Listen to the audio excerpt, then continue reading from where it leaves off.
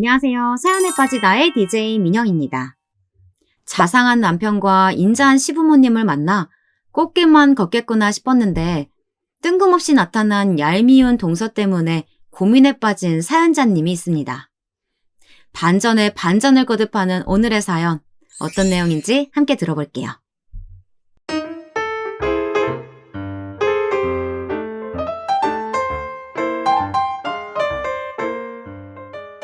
안녕하세요.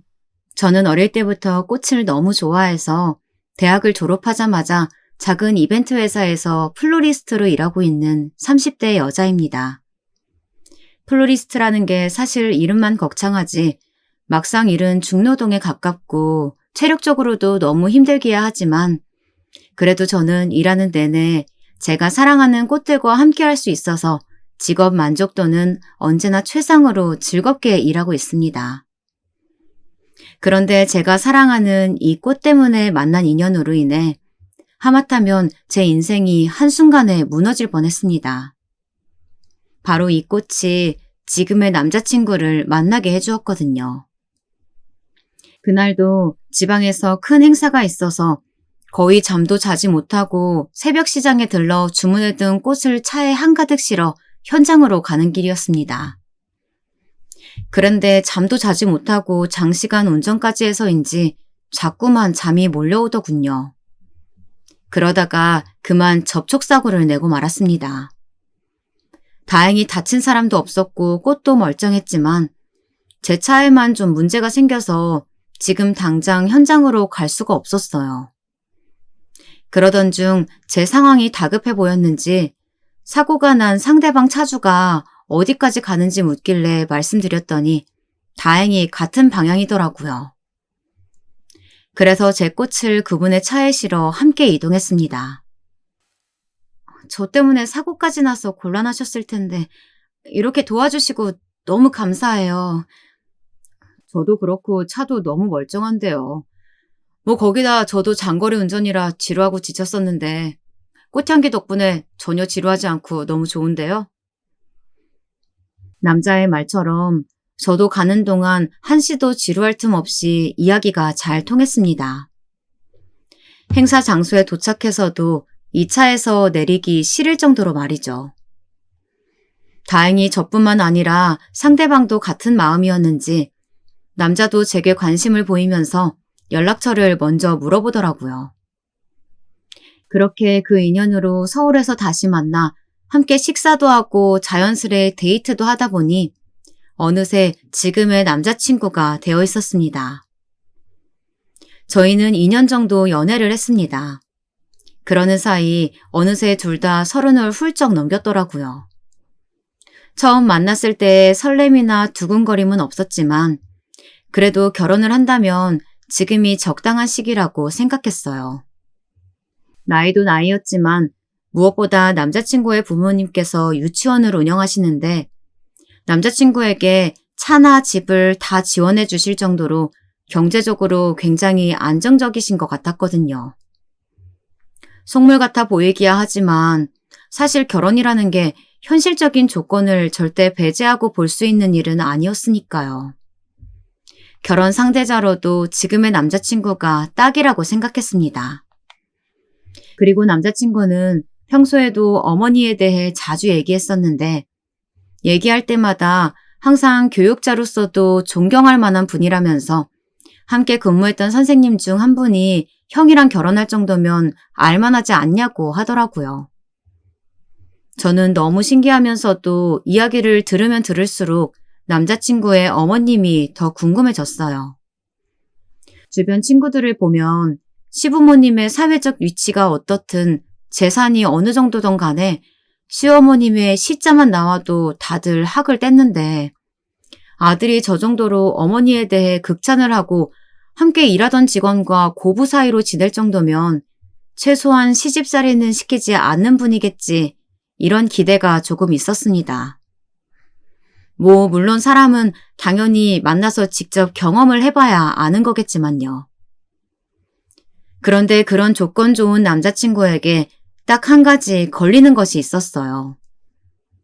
워낙 평소에도 자상하고 다정한 성격인 건 알고야 있었지만 점점 볼수록 주변의 다른 여자들에게도 다정하게 구는 것 같아 보였어요. 약간의 오해까지 살 정도로요.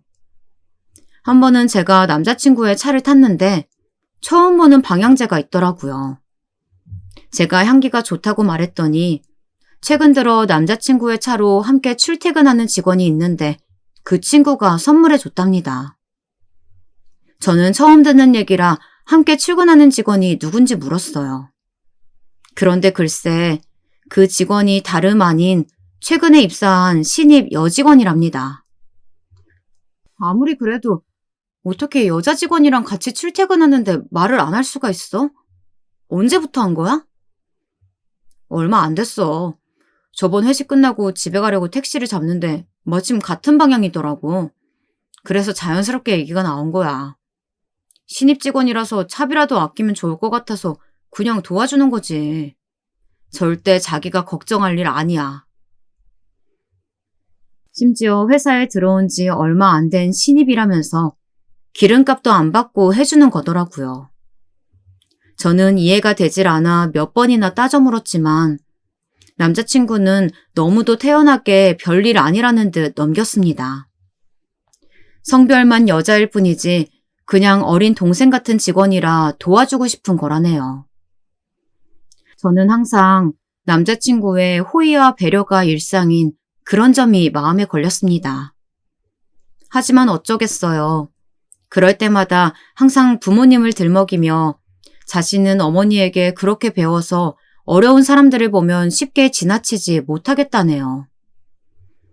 그렇게 연애 기간이 길어지다 보니 남자친구는 자연스레 제게 결혼 얘기를 꺼냈어요. 형이 결혼한 지 벌써 3년이 다 되어 가는데 두 분이 행복하게 사는 모습을 바로 곁에서 지켜보고 있으면 본인도 하루빨리 저와 단란한 가정을 만들고 싶다고 하더라고요. 저는 남자친구의 말에 너무 기뻐서 저도 결혼하고 싶다고 말했어요. 안 그래도 이 남자라면 저도 화목한 가정을 만들 수 있겠다는 확신이 점점 더 확고해지던 때였거든요. 그러자 남자친구는 마침 다음 주가 어머니 생신이라면서 함께 축하도 할 겸 인사를 오겠냐고 초대를 하더라고요. 저도 이때다 싶었습니다. 친구들 말이 결혼을 결정하기 전엔 무조건 남자친구의 가족들과 만나봐야 한다고 했거든요. 지금까지 2년 넘게 남자친구와 만나면서 큰 문제 없이 잘 지냈지만 가족은 또 다른 문제였어요. 저는 남자친구가 아무리 좋아도 만약 부모님이나 다른 가족들이 제가 이해할 수 없는 수준의 사람들이라면 결혼은 고민해봐야 한다고 생각했거든요. 그래서 제게는 이 만남이 무엇보다 중요했어요. 그런데 역시나 인생은 그렇게 호락호락하지 않았습니다. 남자친구의 어머님이 운영하시는 유치원에서 교사로 있다던 남자친구의 형수님. 그러니까 제게는 동서지간이 될지도 모를 바로 그분께서 예사롭지 않더라고요. 처음 만났을 때부터 저를 바라보는 눈빛이 꽤 매서웠습니다. 우리 1등 신랑감 도련님이랑 결혼하게 될 운 좋은 아가씨가 누굴까 너무 궁금했는데 이렇게 만나네요? 반가워요. 안녕하세요. 처음 뵙겠습니다. 혹시 그런 느낌 아세요? 되게 밝고 웃고 친절하게 대해주는데 미묘하게 되게 가식적이고 불편한 느낌. 딱 첫 느낌이 그랬어요. 어쨌든 남자친구의 형수님이니 저도 그냥 편의상 손윗동서, 동서라고 부를게요. 어쨌든 제가 이상한 건진 몰라도 1등 신랑감이라고 지칭하는 것도 너무 웃기고 제게 운이 좋다고 이야기하는 것도 기분이 나쁘더라고요. 거기다 마음에 걸리는 건 그것뿐만이 아니었어요. 알고 있던 대로 남자친구의 어머님이 운영하고 계시는 유치원에서 꽤 오랫동안 교사로 근무했다더라고요. 연애 전부터 말이죠. 말로는 동서가 워낙 일도 잘하고 싹싹해서 어머님 마음에 먼저 들어 며느리감으로 점 찍어두고 있다가 유치원 선생님들과의 회식 자리에 자연스레 아들을 불러 만나게끔 소개했다고 하는데 제가 보기엔 동서가 그 정도로 인상이 좋아 보이지는 않았어요. 자꾸만 사람을 관찰하듯 위아래로 흘겨보고 제 주변에서 왔다 갔다 하면서 아직 며느리도 아닌 제게 자꾸만 이것저것 시키더라고요. 상을 차리는데 이것 좀 펴라, 놔라. 이건 물론이었고 뒷정리를 할 때까지도 자리에 편히 앉아있는 꼴을 못 보더라고요. 저는 물론 앞으로 잘 봐달라는 인사를 하러 온 거긴 했지만 그래도 명색이 생신을 축하하러 온 손님이었는데 자꾸만 손윗동서 흉내를 내니 좀 기분이 상하더라고요. 저는 애써 나쁜 감정을 삭히며 화장실에 다녀왔는데 동서가 일부러 저를 기다리고 있더군요. 뜬금없이 커피 뭐 좋아하냐고 물으면서 저를 자연스럽게 주방으로 데리고 들어갔어요. 둘만 남으니 본색을 드러내더군요. 요즘 젊은 사람들 원래 시부모님이고 직장 상사고 눈치 안 본다고들 하긴 하는데 아무리 그래도 30이 넘었으면 별로 어리지도 않잖아요. 아니면 원래 좀 눈치가 없는 편인가? 저한테 하시는 말씀이세요? 제가 뭐 실수했나요? 저는 순간 제게 하는 말이 맞나 싶어서 되물었습니다. 그러자 왜 다 알아들었으면서 모르는 척 하냐며 언성을 높이더라고요. 순간 정신이 번쩍 들었습니다. 저녁 식사하는 내내 남자친구와 부모님 사이에 오고 가는 대화들을 들으면서 가족들끼리 굉장히 사이가 좋구나 싶어 마음이 놓였는데 이 주방 안에 복병이 있었네요.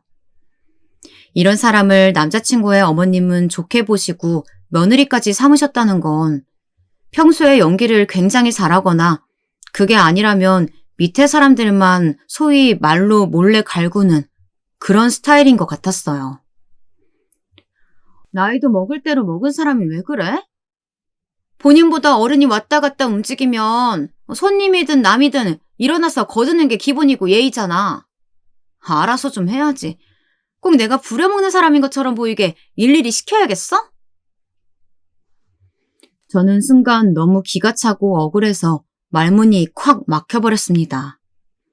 뭐 이런 사람이 다 있나 싶었죠. 그런데 여기서 끝이 아니었어요. 우리 도련님 많이 좋아하는 것 같아서 내가 하나 알려주는 건데 우리 시부모님 예절, 예의, 태도 굉장히 엄하게 보시는 분들이야. 앞으로도 우리 도련님 만날 거면 오늘처럼 행동했다가는 절대 우리 집안 사람 되긴 글렀다고 보면 돼. 다짜고짜 반말을 하는 것도 모자라서 손윗동서는 제 할 말만 다 하고는 커피와 과일을 담은 커다란 쟁반을 들고 다시 거실로 나가버렸습니다. 제 얘기는 듣지도 않고 말이에요. 오늘 와줘서 너무 고마워요. 덕분에 이번 생일은 기억에 오래 남을 것 같아요. 아무 때나 편하게 자주 놀러와요. 네, 저도 오늘 너무 즐거웠어요. 또 뵙겠습니다. 제가 돌아갈 때도 현관까지 나와서 마중해 주시며 어깨를 쓰다듬어 주시는 어머님의 손길이 집에 와서도 잊히지 않았어요.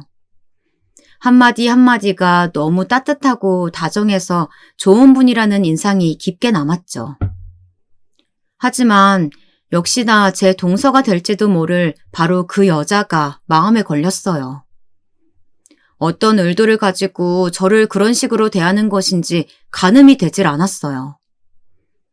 그런데 아무리 시부모님이 좋은 분들이라고 해도 가장 저와 많은 부분에서 부딪히게 될 건 손윗동서인데 그런 사람이 불편하고 말이 통하지 않는다면 그것만큼 불편한 게 없을 것 같더라고요. 그래서 저는 동서가 어떤 사람인지 좀 더 정확하게 알고 싶었습니다. 그래서 남자친구에게 형네 부부와 함께 식사를 한번 하는 게 어떠냐고 제안했어요. 그러자 남자친구는 제 속도 모르고 마냥 좋아하더라고요. 어머니 생신 때 나 기분 좀 별로였어.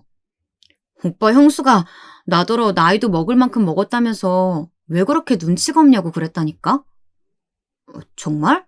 형수님이 그런 말을 했다고? 근데 그럴 수도 있는 게 형수님은 우리 집에 처음 인사 왔을 때부터 다 알아서 엄마 도와주고 하긴 한 것 같아.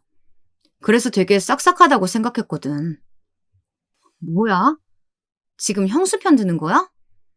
난 초대받아서 간 손님이고 처음 간 건데 내가 뭘 알고 알아서 척척 집안일을 도와. 그건 말도 안 되는 거지. 저는 시시콜콜 잔소리하는 시어머니도 힘든데 몇 살 차이 나지도 않는 손윗동서가 이것저것 간섭하고 들면 훨씬 더 힘들 것 같다고요. 그러자 남자친구는 형수도 동서될 사람이 집에 놀러 온 건 처음이라 잘 몰라서 그런 거였을 테니 기분 상했다면 자신이 대신 사과하겠다고 하면서 형수가 그렇게까지 다른 사람에게 못되게 굴는 사람은 아니니 걱정하지 말랍니다. 이런저런 생각으로 복잡하던 차에 드디어 형네 부부와의 식사 약속 날이 되었습니다. 저는 가기도 전부터 긴장이 되더군요. 그런데 역시나 다시 만난 손윗동서는 좀 이상한 분이었어요. 다 같이 식사하는 동안은 별말 없이 좋은 얘기만 하더니만 식당에서 나와 잠깐 산책을 하던 중 남자친구와 예비 아주버님이 잠깐 커피를 사러 간 사이에 제게 무슨 인터뷰라도 하러 나온 기자처럼 질문 세례를 퍼붓더라고요. 플로리스트라는 게 정확히 어떤 일을 해요? 급여는 프리랜서 개념인가요? 아니면 회사에 소속돼서 월급 받고 일하는 거예요? 저는 회사에 소속되어 있어서 회사에 의뢰가 들어온 일을 하고요. 제가 맡아서 한 일만큼의 급여를 받아요. 결혼하고 아이 낳아도 할 수 있는 일인가? 육아휴직 그런 건 당연히 있죠? 생각보다 일이 고되고 시간도 많이 할애되는 행사들이 많아서 임신과 병행하는 건 사실 쉽지 않아요. 그래도 사무적인 일을 하거나 행사장에 도와주러 갈 수는 있지만 아무래도 급여 차이는 있겠죠. 아, 그럼 육아휴직은 쉽지 않겠네요. 그럼 나중에 본인 가게를 하거나 문화센터 이런 데 자리 있으면 강사일 같은 것도 할 수 있겠네. 저는 순간 면접 자리인 줄 알았습니다. 제가 하는 일에 이 정도로 관심이 많으실 거라고는 생각도 못했어요. 남자친구와 예비 아주버님이 돌아오시기 전에 준비해온 질문들을 모두 다 해내야 하는 사람처럼 질문들을 속사포로 해대는 게 거의 웬만한 압박 면접 저리 가라였죠. 저도 덩달아 속도를 내 대답을 하다가도 이게 뭐하고 있는 건가 싶었습니다. 앞으로 동서 시간이 될지도 모르는 사이에 도대체 이런 질문들이 왜 궁금한 것인지 이해가 되질 않았어요. 그런데 질문이 거기서 끝이 아니었습니다. 오히려 무례한 질문들은 지금부터가 시작이었죠. 친정 부모님은 무슨 일을 하시냐부터 노후 준비는 어느 정도 되어 있으시냐, 그리고 결혼하게 되면 자녀 계획은 어느 시기에 몇 명 정도로 생각하냐까지 묻더군요. 저는 어떻게든 좋게 들어주려 했습니다. 하지만 해도 해도 너무하니 더는 참아지지 않더라고요. 제가 마음에 안 드시면 그냥 마음에 안 든다고 하세요. 왜 사람을 들들 볶으면서 괴롭히세요? 자기야, 왜 그래? 무슨 일 있어? 형수님한테 왜 화를 내고 그래? 타이밍도 참 거지 같죠. 하필이면 제가 인상을 구기고 소리를 치던 순간에 남자친구와 예비 아주버님이 양손 가득 커피를 들고 돌아오셨더라고요. 아니에요, 도련님. 제가 잘못한 일이에요. 저는 그냥 동서가 될지도 모른다고 생각하니까 너무 좋아가지고 괜한 오지랖에 이것저것 물은 건데 아무래도 요즘 분이라 그런지 좀 불편하셨나 봐요. 미안해요. 내가 나이가 들어서 그런지 괜히 주책 부렸어요. 당신이 무슨 주책을 부렸겠어. 평소에 그런 행동 절대 하는 사람 아닌데. 날이 은근 춥네. 커피는 그냥 각자 돌아가는 차 안에서 마시자. 너무 당황해서 저는 온몸이 그대로 굳어버렸습니다. 도대체 제게 무슨 일이 일어난 걸까요? 순식간에 벌어진 일에 저는 어안이 벙벙했습니다. 한순간에 마치 제가 손윗동서가 될지도 모르는 분에게 개념 없이 언성까지 높이며 화를 낸 이상한 애가 되어 있었습니다. 정말 제가 잘못을 한 걸까요? 그런데 저는 정말 모르겠습니다. 제가 뭘 잘못한 건지 말이죠. 보통 다들 동서가 될 사이끼리 저런 질문들을 아무렇지 않게 주고받나요? 저는 듣도 보도 못한 일이었습니다. 저는 제 고민에 조금이나마 도움이 될까 싶어 형네 부부를 만난 것이었는데 오히려 그날 이후 고민이 더 깊어져 버렸죠. 남자친구의 형수, 그분의 진짜 속마음이 뭔지 도무지 모르겠더군요. 그러던 어느 날이었습니다. 한참 결혼식 시즌이라 정신없이 웨딩홀 꽃장식 행사가 많아서 하루도 쉬지 못하고 일만 하면서 지내던 때였죠. 그런데 모르는 번호로 전화가 오더라고요. 저는 업무 관련 전화인가 싶어 바쁜 와중에도 전화를 받았는데 전화를 걸어온 건 다름 아닌 바로 남자친구의 형수였죠. 저는 무슨 일로 전화를 했을까 싶었는데 절대 남자친구에게는 이야기하지 말고 둘만 보자고 하더라고요. 처음엔 도대체 왜 이러는 걸까 싶었는데 통화를 할수록 왠지 만났을 때 들었던 목소리와는 분위기가 많이 달라 보였어요. 그래봐야 만난 건 딱 2번뿐이긴 했지만요. 그래도 볼 때보다 언제나 조금 격앙되어 과장된 톤의 목소리가 좀 억지스럽게 느껴지기도 했었는데 오히려 따져보자면 차분히 이야기하는 모습은 어쩐지 평범하게 들렸어요. 어쨌든 저도 알겠다고 남자친구에게 말하지 않고 따로 만나겠다고 했습니다. 그렇게 저는 남자친구의 형수와 쉬는 날 이른 아침에 따로 만났어요. 제가 사는 동네까지 오셨더라고요. 그리고 목소리뿐만이 아니라 여러 가지로 지금까지 봤던 모습과는 많이 달라 보였어요. 그리고는 저를 찾아올지 말지 많이 고민했다고 그래도 옳은 일을 하는 게 맞다는 판단이 들어 힘들게 제게 연락을 했다면서 운을 떼시더라고요. 저는 도대체 무슨 이야기를 하려고 그렇게 심각한 얼굴을 하시냐고 물었습니다. 그러자 지금부터 본인이 하는 얘기는 다 사실이고 원하면 증거도 다 보여줄 수 있으니 자신이 이런 이야기를 저에게 했다는 것만큼은 꼭 비밀로 해주어야 한다고 하더라고요. 어머니께서 내가 따로 이렇게 만나러 온 거 알면 난리가 날 거예요. 나야 이미 이 집안 사람이 되어버렸지만 아가씨는 그래도 아직 이 집안에 발 들여놓기 전이니까 지금이라도 알아야 할 것 같아서 내가 용기 냈어요. 저번에 만났던 그 동서와 정말 같은 사람이 맞나 싶을 만큼 달라 보였습니다. 저번에는 멋대로 말도 막 놓고 막무가내로 굴더니만 지금은 정말 저를 걱정해서 하는 말처럼 들렸어요. 저는 잔뜩 긴장한 얼굴로 뭐부터 말해야 할지 몰라 허둥거리는 손윗동서의 모습에 알겠다고 있는 그대로 편하게 말씀하시라고 했습니다. 왠지 초조해 보이는 얼굴이 저라도 안심을 시켜드려야겠다 싶더라고요. 그렇게 시작된 이야기는 꽤 오랜 시간 이어졌습니다. 이야기는 동서가 지금의 남편을 만나기 전의 이야기부터 시작되었거든요. 그리고 이야기를 들으면 들을수록 제게는 충격 그 자체였습니다. 동서의 이야기는 이랬습니다. 유치원 교사는 유아교육과 졸업 전에 무조건 실습을 필수로 해야 해서 학교 교수님 추천으로 처음 시어머니의 유치원에 가게 되었답니다.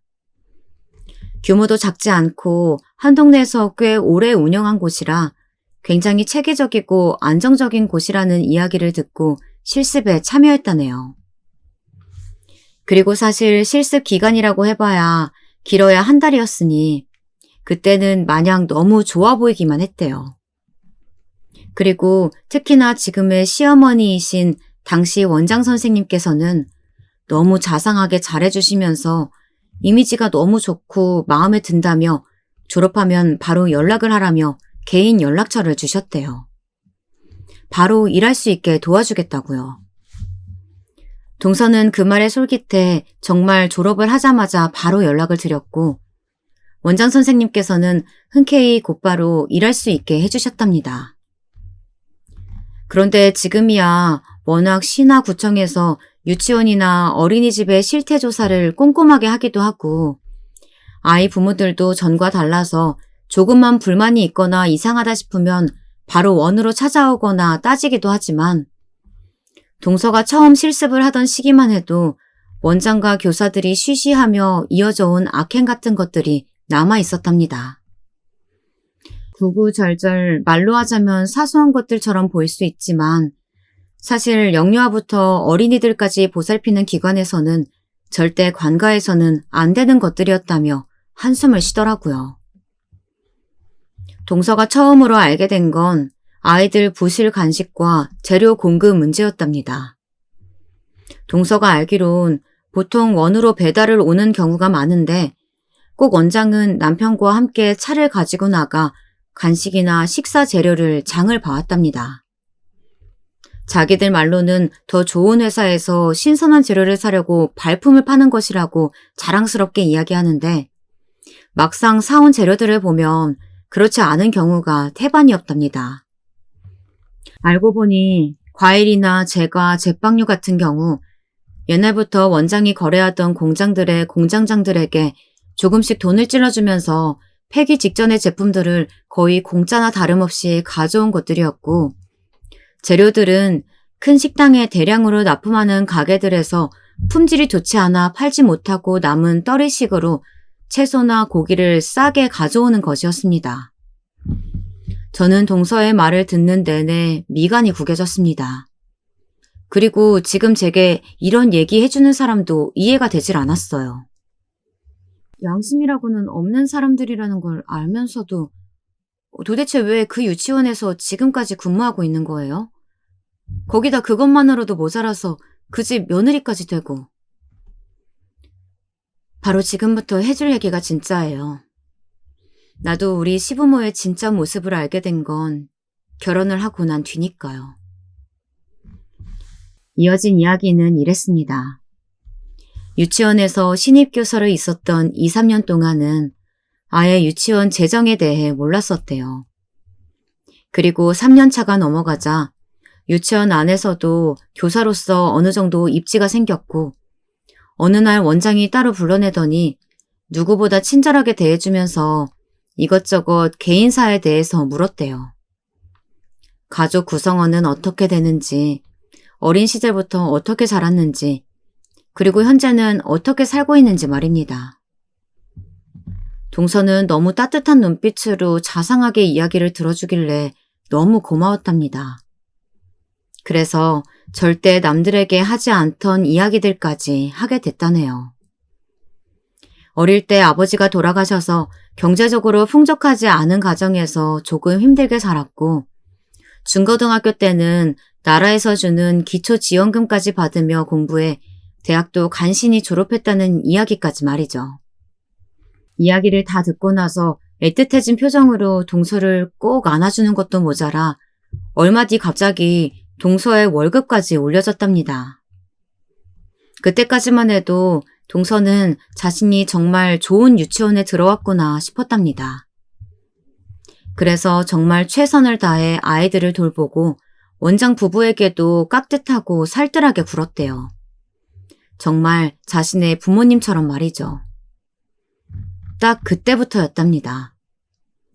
원장 부부가 동서에게 자신의 큰아들 이야기를 한 건 말이죠. 직장도 탄탄하고 인물도 좋은데 애가 숫기가 없어서 그런지 연애를 안 한다고요. 동서는 당연히 그냥 어른들이 의뢰하는 농담인 줄 알았답니다. 자신의 집안 사정까지 다 아는데 정말 아들과 만나기를 바라나 싶기도 했대요.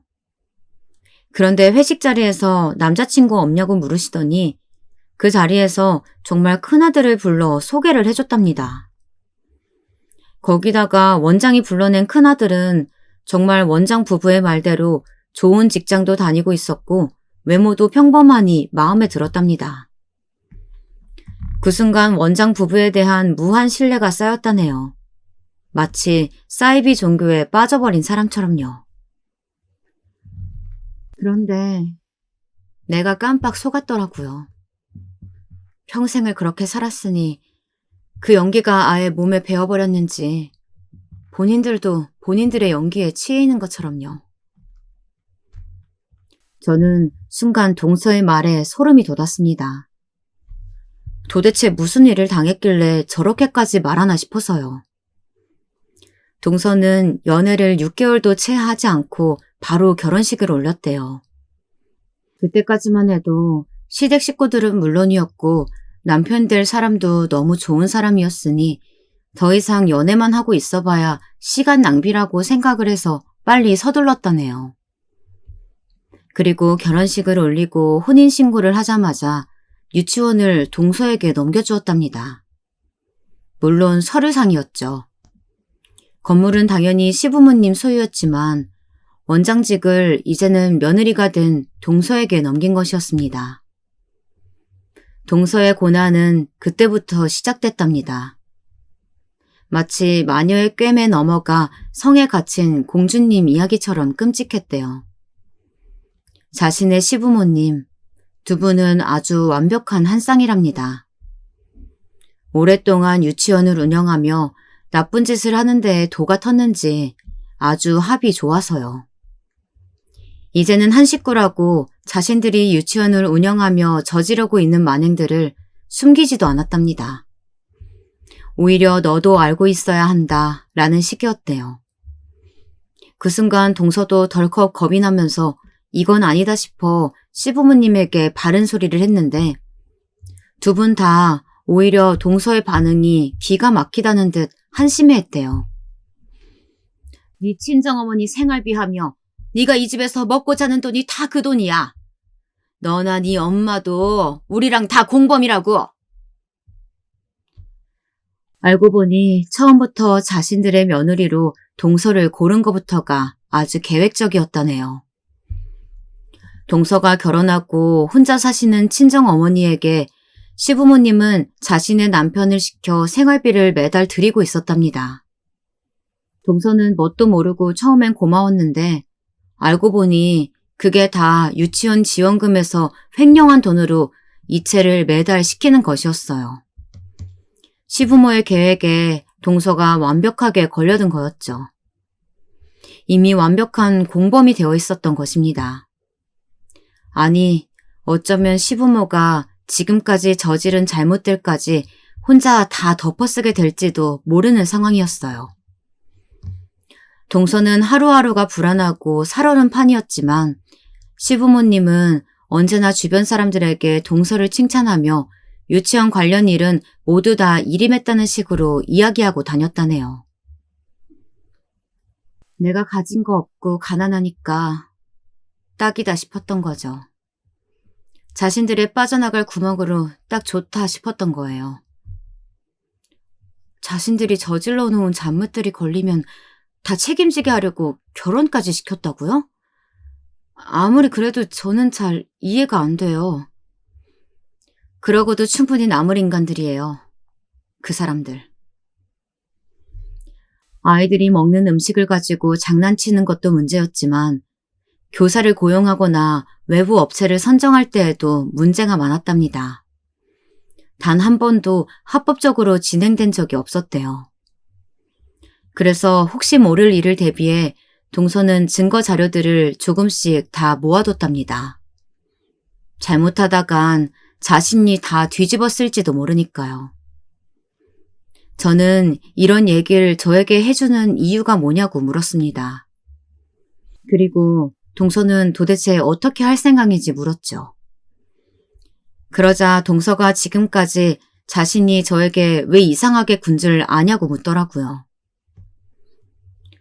그게 다 시어머니가 시킨 거예요.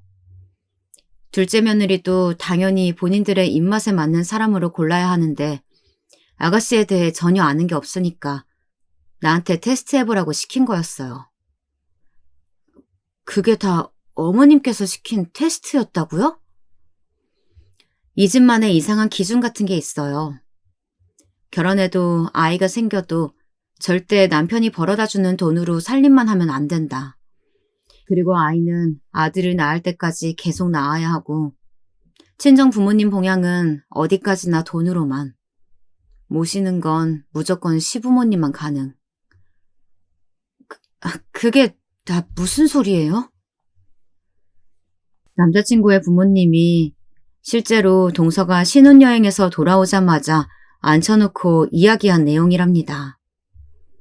물론 처음에는 당연히 그냥 어른들이 의뢰하는 잔소리겠지 하고 생각했는데 막상 시부모님을 겪어보니 절대 농담이 아니라는 걸 알겠다네요. 지금도 친정어머니를 뵈러 가는 것도 마음대로 가지 못하고 항상 미리 허락을 받아야 그나마 갈 수 있다면서요. 그리고 동서가 제게 들은 이야기들을 그대로 시어머니에게 전달했는데 시어머니께서 저를 마음에 들어하지 않으신답니다. 여자애가 자기 주장이 강하고 드세 보이는 데다가 직업도 탄탄하지 않다면서 며느리감으로는 전혀 아니라고 했다네요. 그리고 더 충격적인 이야기가 남아 있었습니다. 동서가 테스트를 한 건 저뿐만이 아니라네요. 최근에 제 남자친구가 꽤 어린 회사 후배를 집에 데리고 왔답니다. 카풀을 하면서 차로 왔다 갔다 하는 걸 우연히 어머니가 보시고는 애가 참해 보인다며 남자친구에게 집에 한번 데리고 오라고 했답니다. 그래서 역시나 동서는 그 여자에게도 제게 한 것처럼 똑같이 굴었고요. 저는 다른 걸 다 떠나서 아무리 어머니가 데리고 와보라고 했다고 하더라도 제 남자친구가 그 여자를 집에 데리고 갔다는 것이 너무 쇼킹했습니다. 그건 저를 향한 기만이었으니까요. 동서는 제게 오히려 잘된 일이랍니다. 그 집안의 실체를 하루라도 빨리 알았으니 말이죠. 시어머니도 문제지만 사실 가장 큰 문제는 바로 이 집안 두 아들이에요. 어머니 말이라면 똥으로 매주를 쓴데도 믿을 사람들이거든요. 아주 효자 중에 효자예요. 저는 제 귀를 의심했습니다. 이게 다 도대체 무슨 소리인가 싶어서요. 그리고 지금까지 이야기를 듣는 동안 정말 궁금했던 질문을 동서에게 했습니다. 앞으로 뭘 어쩌겠다고 이런 얘기를 저에게 하느냐고 물었죠. 그러자 자신의 시부모가 말도 안 될 정도로 문제가 많은 사람이라는 걸 결혼하고 얼마 되지 않아 알게 됐지만 이제서야 확실히 마음이 섰고 준비도 어느 정도 되었다고 비장하게 말하더군요. 그리고는 저를 이 거지 소굴에서 발을 빼게 도와줬으니 이번엔 자신을 좀 도와달랍니다. 제가 뭘 할 수 있는데요? 네, 이혼이요. 이혼하려고 이것저것 준비는 많이 해놨는데 혼자 덤비기는 겁도 좀 나고 옆에서 좀 도와주기만 해도 힘이 될 것 같은데 날 좀 도와줄 수 있어요? 제가 뭘 믿고 도와드려요. 지금도 그냥 말로 들은 게 전부인데. 시어머니가 도련님에게 한 이야기가 있어요. 아가씨는 너무 드세 보인다고 하면서 그 회사 후배가 훨씬 더 마음에 든다고 하셨죠. 순해 보이고 참하다고요. 그래서요? 효자 도련님이 그런 얘기를 듣고도 그냥 넘어갈 리 없어요. 분명 달라지는 점이 있을 거예요. 그날 동서를 만나고 돌아온 뒤 저는 수만 가지의 생각들이 들었습니다. 정말 동서가 한 말들이 모두 다 사실일까 싶어서요. 그런데 그 믿기지 않는 말들의 진실을 아는 데까지 얼마 걸리지 않았습니다. 며칠 뒤 만난 남자친구에게서 분명 그 전과는 다른 느낌을 받았거든요. 저희 부모님께서도 남자친구에 대해 궁금해한다고 이야기했더니 좀 당황한 듯 보이더군요. 그러면서 막상 어른들을 만날 생각을 하니 책임감도 더 생기고 긴장이 된다면서 이번 승진 시험에서 합격하고 좋은 소식이 생기면 그땐 인사드리고 싶다고 하더라고요. 평소라면 저도 별스럽지 않게 넘길 일이었지만 동서에게 들은 말들이 있어서인지 괜히 말을 돌리는 것처럼 보였습니다. 저는 조금 더 확신이 필요했어요. 그래서 일부러 미래에 대한 이야기를 슬쩍 꺼냈습니다. 최근에 아이를 낳은 친구가 있어서 그 집에 놀러 갔다 왔는데 막상 친구가 아이 때문에 아무것도 못하고 너무 고생하는 걸 보고 왔더니 어쩌면 결혼해도 아이 없이 부부 단둘이서만 사는 것도 좋을 것 같다.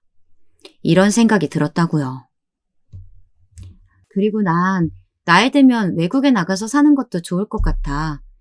유럽에서 예쁜 꽃집 하나 차리고. 너무 막연하지 않아?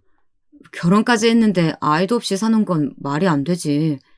부모 형제 다 있는 한국 놔두고 굳이 외국에 나가서 산다는 게. 그게 왜? 내 인생인데. 나이 들어서까지 부모 형제 눈치를 꼭 봐야 돼? 내가 알아서 하는 거지. 그 순간 제 말에 남자친구는 단호하게 이해할 수 없다고 말하더니 작은 소리로 어머니 말씀이 맞네 라고 중얼거리더라고요. 저는 설마 제가 잘못 들었나 싶어 지금 뭐라고 했냐고 따져 물었습니다. 그러자 남자친구는 제가 일에 대한 사랑이 느껴지고 언제나 똑 부러지는 모습이 좋아 만났는데 막상 구체적인 미래에 대해 이야기를 하다 보니 생각보다 자신과 다른 것 같답니다. 구체적인 계획도 없어 보이고 어른으로서 책임감도 부족해 보인다나요. 저는 제가 아이를 아예 낳지 않겠다고 한 것도 아니고 만약 내가 감당할 수 없다면 낳지 않는 게 맞는다고 생각한다고 한 것뿐이라고 했지만 남자친구는 갑자기 제게 너무 감성적이랍니다. 남자친구는 언제나 다정하고 기복 없는 사람이라 지금까지 단 한 번도 싸운 적이 없어서 몰랐는데 생각보다 보수적인 사람이더라고요. 자기 말로는 어릴 때부터 언제나 가족 중심의 교육을 받으며 자랐다면서 자신은 굉장히 가정적인 편이랍니다. 그래서 결혼하면 자신의 가정을 위해 최선을 다해 살아갈 준비가 되었다고요. 그러기 위해선 아이들과 자신의 부모님, 형제를 절대 배제할 수 없다네요. 부모님, 형제? 그건 자기 식구들이고 배우자와는 다른 거잖아. 그리고 아이들이라니 그것도 당연히 배우자랑 상의해야 하는 거 아니야? 이런 점이 나랑 다르다는 거야. 나는 무조건 아이는 있어야 한다고 생각해. 그것도 아들. 나이 들어서도 아들이 하나는 있어야 든든하지. 오빠, 도대체 무슨 소리 하는 거야? 아이를 낳을지 말지도 모르겠는데 무슨 아들 타령을 하고 있어. 순간 이 남자가 정말 제가 사랑하는 남자가 맞나 싶었습니다. 제 마음을 아는지 모르는지 남자친구는 제 손을 잡으며 부모님이 뭐라고 하시더라도 이미 자신이 저를 너무 많이 사랑해서 제가 함께 노력해준다면 꼭 저와 결혼하고 싶다네요. 사랑만 있으면 뭐든 다 극복할 수 있다면서요. 저는 순간 몸에 소름이 바짝 솟았습니다. 여러모로 정신이 번쩍 들었죠. 그리고 동서가 말한 대로 남자친구의 부모님께서 저를 마음에 들어하지 않아 헤어졌으면 한다는 건 확실해 보였습니다. 시부모님의 실체까지 적나라하게 확인한 건 아니었지만요. 그래도 이대로 남자친구와의 관계를 계속 끌어간다는 건 어쩐지 무의미해 보였어요. 이제는 정말 제가 남자친구를 사랑하긴 하는 건지 혼란스러웠습니다. 그래서 저는 남자친구에게 잠시 서로에 대해 진지하게 생각해보자고 했습니다. 그러자 남자친구는 설마 이런 일로 헤어지자고 하는 거냐고 흥분하더라고요. 저는 우리가 정말 결혼까지 생각한다면 그냥 넘어갈 일은 아닌 것 같다고 했습니다. 그게 제 진심이었거든요. 제 진심에도 남자친구는 이 상황이 조금 버거운지 많이 지친 얼굴로 돌아갔습니다. 그래도 저희 두 사람에게는 꼭 필요한 시간이라고 생각했어요. 저도 정말 많은 것들을 감내하면서까지 남자친구와 결혼까지 하고 싶은 건지에 대해 고민할 시간이 필요했거든요. 그런데 고민할 겨를도 없이 일이 터지고 말았습니다. 저와 잠시 떨어져 있는 사이 남자친구가 그 회사 후배와 여행까지 다녀온 사실을 제게 걸리고 말았습니다. 세상에, 남자친구가 회사에 새파랗게 어린 후배와 카풀을 한다는데 그냥 참고만 있을 여자가 어디 있겠어요. 저는 처음 카풀을 한다고 했을 때부터 남자친구의 휴대폰에서 그 여자 후배의 SNS 계정을 알아뒀어요. 그런데 최근에 확인해 보니 버젓이 함께 여행을 다녀온 사진을 올려뒀더라고요. 거기다 주변 지인들은 제 남자친구를 카풀 여자 후배의 남자친구로 알고 있는 것 같았어요. 이건 명백한 양다리였죠. 저는 그 길로 남자친구를 찾아가 따졌습니다. 어떻게 된 일인지요.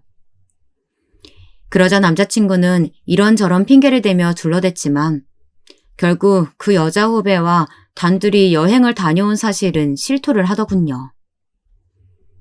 거기다 남자친구는 자신도 요즘 너무 혼란스럽다며 힘들다고 하소연까지 해댔습니다.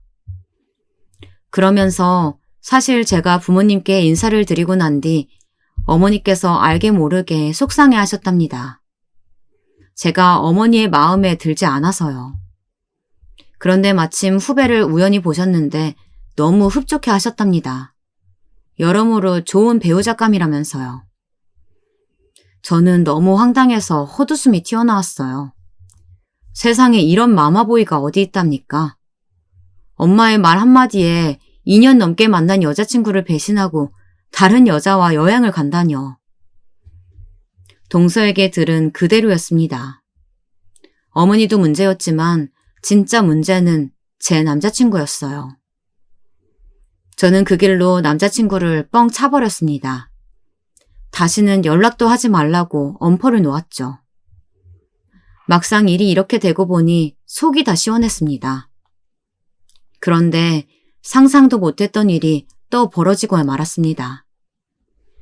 정말이지 상식적으로 납득할 수 없는 일이었죠. 글쎄, 남자친구가 저에 대해 어떻게 말했는지는 모르겠지만 남자친구의 어머님으로 추정되는 분이 저희 회사 계정에 제가 진행한 행사 사진마다 말도 안 되는 글을 올렸더라고요. 내용도 기가 막혔습니다. 제 아들하고 결혼하겠다며 집까지 찾아와 인사까지 하고 가길래 저는 진짜 제 며느리가 될 줄 알았습니다. 그리고 저도 저 입으로 이제는 한 가족이니 서로 도와야 한다며 매일같이 주변에 행사할 만한 사람 있으면 소개해달라고 졸라대길래 주변 지인들까지 다 소개해주고 홍보까지 해준 것도 모자라서 며느리 될 아이니 잘 좀 봐달라고 교회 지인들까지 소개해줬는데 이제와 단물만 쏙 빼먹고 말도 안 되는 핑계 대면서 제 아들을 뻥 차버렸네요. 도대체 이게 혼인빙자가 아니면 뭐란 말입니까? 그 글로 인해 회사에서는 당연히 난리가 났습니다. 연애하는 동안 한 번씩 남자친구 부모님께서 소개해 주셨다면서 남자친구에게 한 번씩 유치원 행사와 교회 행사들을 소개받은 적이 있었습니다. 사실 제가 먼저 부탁한 것은 아니었고 항상 남자친구가 좀 도와달라며 부탁한 일이었거든요. 그런데 그 업체들이 모두 다 말도 안 되는 이유를 들먹이며 앞으로 예약해둔 행사들까지 진행하지 않겠다고 다 취소를 했다네요. 거기다 회사 계정도 모자라 홈페이지에까지 글을 올려서 벌써 다른 고객들이나 업체들에게서도 글의 내용이 사실이냐고 확인 전화가 계속 온답니다. 아니, 이게 무슨 일이야. 갑자기 취소라니. 저는 그 순간에도 이 상황이 현실이 맞나 싶었습니다. 꼭 꿈을 꾸고 있는 것 같았거든요. 올린 글 내용 중에 하나라도 맞는 게 있다면 이렇게까지 억울하지도 않았겠어요. 제가 마음에 안 든다고 할 땐 언제고 헤어지고 난 뒤에 이게 무슨 진상인가 싶었습니다. 저는 곧바로 퇴근하자마자 남자친구에게 전화를 걸었습니다. 당장 만나 따져 물을 생각이었죠. 그런데 남자친구의 전화를 어머님께서 받으셨습니다. 그리고 제게 무슨 낯짝으로 전화를 했냐고 오히려 적반하장으로 나오셨죠. 회사 계정이며 홈페이지에 글 올리신 거 어머님 맞으세요? 도대체 오빠한테 무슨 얘기를 들으셨는진 몰라도 다 사실과 다른 얘기들이에요. 글 바로 삭제해주세요. 사실이 아니야? 결혼하겠다고 집까지 와서 우리한테 인사까지 하고 가서는 네 말 좀 안 들었다고 멋대로 헤어지자고 해놓고 그게 혼인빙자가 아니면 뭐가 혼인빙자야? 제가 어머님께 받은 게 뭐가 있다고 혼인을 빙자했다는 거예요? 그리고 오빠한테 제가 마음에 안 든다고 하신 건 어머님이 먼저시잖아요. 그래! 나는 처음부터 네가 마음에 안 들었어. 할 말 안 할 말 구분도 못하고 말 대답하는 것도 그렇고 여자애가 남의 집에 와서는 손님 행세하며 손 하나 까딱 안 하는 것도 어쩜 가정교육을 저 따위로 받았을까 싶어서 사실 결혼 안 하길 바랬지. 그래놓고 이제 와서 왜 이러세요? 내 아들이 너 때문에 방에 틀어박혀서 나오질 않잖나. 착하고 순진한 애 어떻게 꼬셔놨길래 저렇게 밥도 안 먹고 정신을 못 차리게 해놓는 거야. 아무튼 이대로 못 넘어가. 네가 내 아들 앞에 와서 사과할 때까지 글 내릴 생각 없다. 그러니까 당장 와서 사과해라. 이게 바로 동서가 말한 진짜 모습이었나 보더군요. 자기 아들들밖에 모르는 소시오패스라더니 그 말이 딱 맞았어요. 저도 당한 게 있는데 이대로 가만히 있을 수만은 없었습니다. 저는 그 길로 남자친구가 아닌 동서에게 전화를 걸었어요. 그리고 이번엔 제가 가족들에게 비밀로 하고 저 좀 만나달라고 했죠. 그러자 동서는 안 그래도 제게 금방 연락이 올 줄 알고 있었다네요. 그날 밤 저는 동서를 만나 앞으로 어떻게 할 생각인지 물었습니다. 그냥 합의 이론 이런 게 목적이냐고요. 그러자 동서는 설마 그런 거였으면 지금까지 참고 살지도 않았답니다. 그 길로 저도 제 힘을 보태겠다고 했어요. 제가 도울 수 있는 일이라면 뭐든지 하겠다고 말이죠. 그러자 동서는 의미심장한 미소를 지어 보이며 내일부터 일도 없어서 한가할 텐데 조만간 유치원에 큰 행사가 하나 있으니 제게 맡기겠답니다. 그래서 저는 그게 뭐가 됐든 다 도와주겠다고 했어요. 그렇게 시간이 흘러 동서가 말한 큰 행사날이 되었습니다. 바로 유치원 입학 설명회였죠. 유치원에서는 1년 중 가장 큰 행사로 설명회 한 번으로 그 해에 새로운 원생들을 얼마나 받을 수 있을지, 기존의 원생들이 얼마나 유지가 될지 확인되는 중요한 날이랍니다. 바로 그 중요한 행사에 유치원 전체 꽃장식을 제가 맡게 되었습니다. 저는 원장 부부의 눈을 피해 일찌감치 꽃장식을 마치고 설명회에 참석한 학부모인 것처럼 제일 뒷자리에 숨어 있었습니다. 이 화려한 이벤트를 바로 앞에서 직관하고 싶었거든요. 남자친구의 부모님은 이제 원장직을 맡고 있는 것도 아니면서 초대 원장이라는 타이틀을 쓰며 행사 내내 학부모들을 안내하고 교사들의 일을 사석건건 간섭하더라고요. 그리고 행사의 첫 순서를 원장이 아닌 이 유치원의 초대 원장이라 소개하면서 굳이 앞에 나와 인사를 하더군요. 무슨 대기업도 아니고 초대 원장이라니 코웃음이 쳐졌습니다. 남자친구의 어머니는 저에게도 익숙한 아주 고상한 미소를 지어 보이며 무대 위에 올라와 특유의 다정한 말투로 이목을 끌었습니다. 그리고 흔하디 흔한 좋아 보이는 말들로 잔뜩 치장해 학부모들을 현혹시켰죠. 저는 이미 저 늙은 여우의 진짜 모습을 알고 있다 보니 그런 모습에 이제는 소름으로도 모자라 진저리가 쳐졌습니다. 학부모들의 박수를 받으며 대단하신 초대 원장께서 내려가자 이 유치원의 진짜 원장인 동서가 무대 위로 올라왔습니다. 제가 기다리고 기다리던 대망의 순서였죠. 본격적으로 이 유치원의 진짜 입학 설명회가 시작되었습니다. 어머, 저게 뭐야? 커다란 화면 위에 유치원 연역과 소개 동영상이 재생되자마자 학부모들과 앞에 서 있던 교사들이 웅성거리기 시작했습니다. 제가 원하던 반응이었어요. 자, 화면에 보이시죠?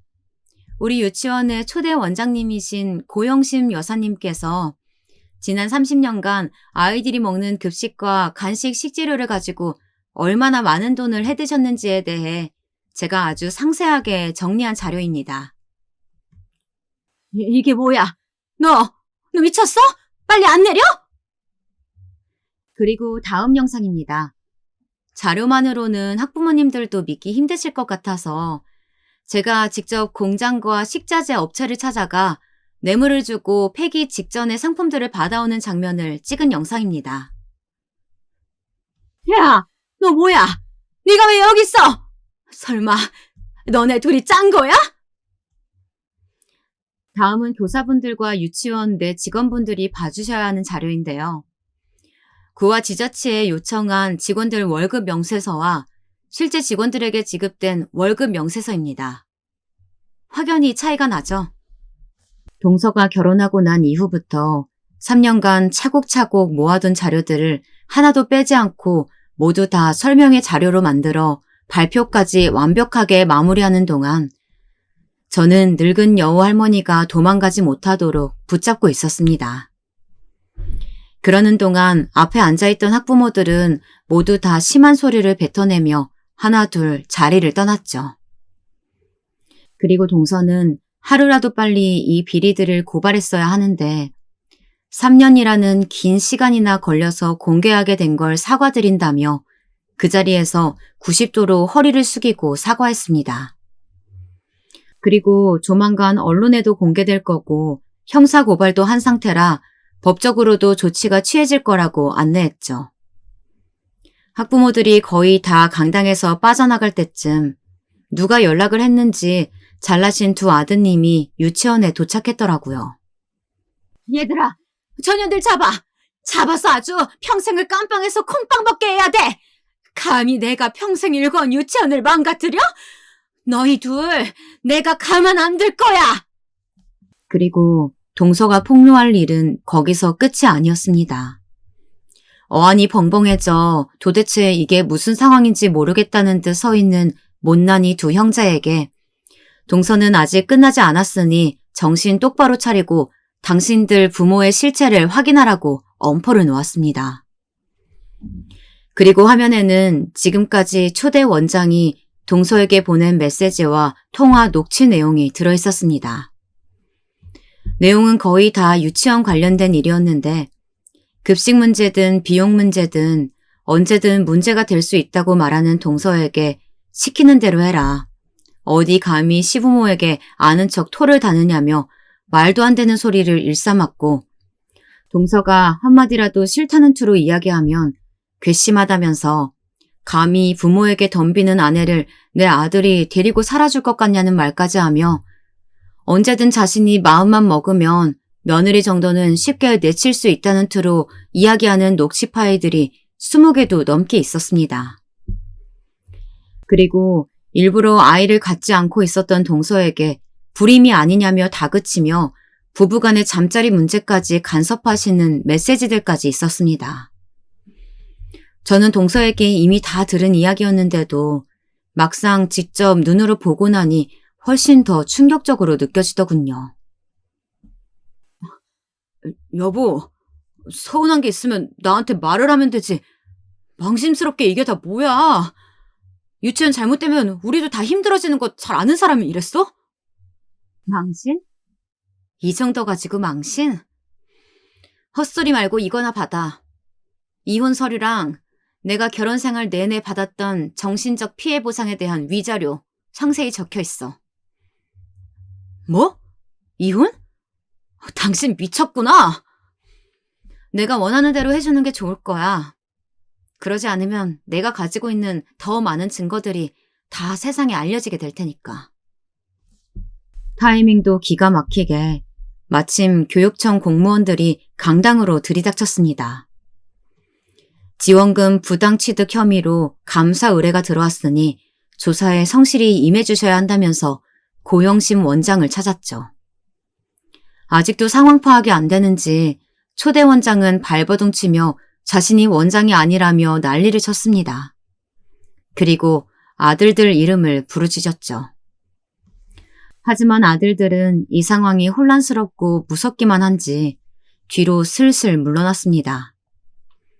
초대 원장의 완벽한 공범인 아버지도 똑같았죠. 오냐 오냐 뭐든지 다 해결해주며 키워낸 아들들이 뭘 할 줄 아는 게 있을까요? 오히려 두 아들 모두 어머니는 외면한 채 저와 동서에게 매달려 다시 한번 생각해달라며 저희와 헤어지고 싶지 않다면서 매달렸습니다. 하지만 저도 동서도 그 집안엔 이미 정이란 정은 다 떨어진 지 오래였죠. 저와 동서는 당당히 유치원을 걸어 나왔습니다. 앞으로 어떻게 하실 거냐는 제 질문에 이미 횡령의 뇌물만으로도 죄가 넘쳐나서 아마 이 유치원은 폐원 처리될 테니 그렇게 되면 동서는 어쨌든 자신도 묵인한 시간들이 있었으니 함께 처벌받고 새롭게 다시 시작할 거랍니다. 이혼 확정나면 한턱 거하게 쏠게요. 시원한 맥주 한잔 해요. 혹여나 동서지간이 될지도 몰랐던 저희 둘은 그때 이후 세상 어디에도 없는 절친이 되어서 가끔 여행도 같이 가고 술도 마시면서 함께 행복한 싱글 라이프를 즐기며 지금까지도 잘 지내고 있습니다.